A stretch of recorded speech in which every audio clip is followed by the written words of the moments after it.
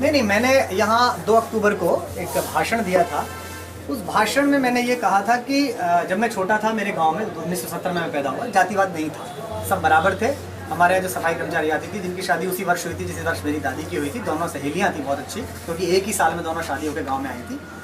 वो हमारे घर में बहुओं को, बच्चों को खूब डांटती थी और हम उन्हें भी दादी कह के पैरों पड़ों प्रणाम करते थे। लेकिन 1990 के दशक में मैंने कहा कि एक व्यक्ति ने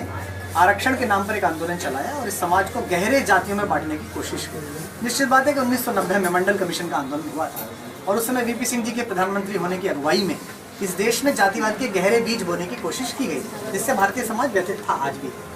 लेकिन 26 तारीख को जब मैंने पार्टी के मंच से ये बोला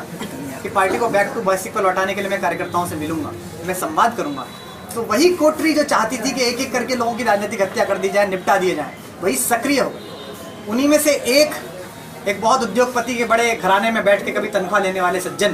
ट्वीट करने लगे और उसको काट के ऐसे चलाया गया जैसे मैं दलित उद्धारक परम पूज्य बाबा साहब भीमराव अम्बेडकर के बारे में बोल रहा हूँ। जबकि पूज्य बाबा साहब का सम्मान पहले दिन से मैं करता रहा हूँ। उनके जन्मदिन पर, उनकी पुण्यतिथि पर मैंने बड़े बड़े लेख लिख के अपने फेसबुक पेज पे लगाए हैं।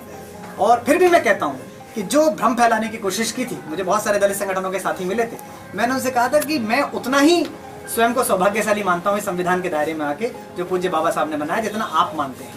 और मैं जाति प्रथा को नहीं मानता हूँ। इसका सबसे बड़ा उदाहरण ये है कि ना मैं अपने नाम के पीछे जाति लगाता हूँ, ना अपने बच्चों के नाम के पीछे जाति लगाता हूँ। फिर भी आपको अगर दुख हुआ है तो उसके लिए मैं क्षमा प्रार्थी हूँ, लेकिन मेरा उनसे अनुरोध है कि वो ऐसे लोगों का षड्यंत्र समझें और ऐसे लोगों की दुकान भी समझें जो माइनॉरिटीज को, दलितों को, अलग अलग संगठनों को एक बड़ा समूह मान के उसकी ठेकेदारी करते हैं और अपनी राजनीति चमकाते हैं।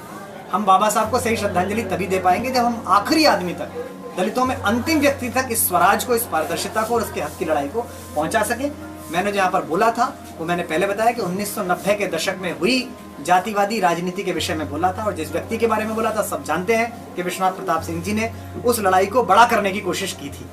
जो कि मैं जितनी मरी उस समय समझती में छोटा था। मुझे आज भी लगता है कि देश को आज धर्म की तरफ ले जाने की कोशिश है कि धर्म की लड़ाई बड़ी कर दी जाए। तो अगर हमें जाति और धर्म की लड़ाई से बाहर आना है तो सबसे पहले हमें जाति विगलित समाज का निर्माण करना पड़ेगा, जहाँ जाति बहुत प्रासंगिक ना हो और आखिरी आदमी तक, जो दलित समाज है उसके आखिरी आदमी तक संविधान द्वारा निर्धारित हक पहुंच सके।